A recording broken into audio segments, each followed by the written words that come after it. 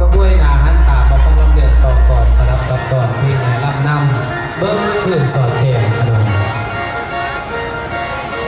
บัดนี้ผู้ฟังเอ๋ย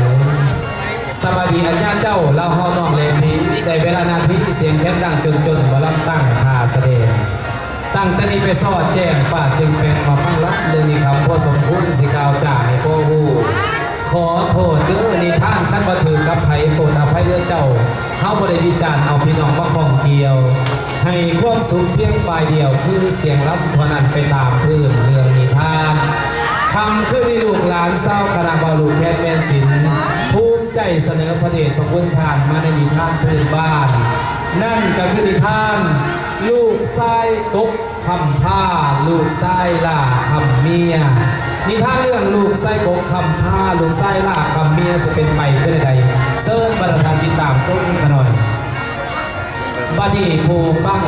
สาทับดินเริ่มต้นกล่าวมาใส่ก็พวกเป็นผู้บ่มีแสดงคือขอบผู้เท้าคำทองกะว่ามีพ่อใส่ส่วนเมียเล่าสื่อสีไว้หน้าเอิญจากไขขั้นตอนต่อแสดงอยู่กันมาขั้นหลายปีบรรพนแต่บ่มีลูกเต่ามาเทศไว้สืบสกุล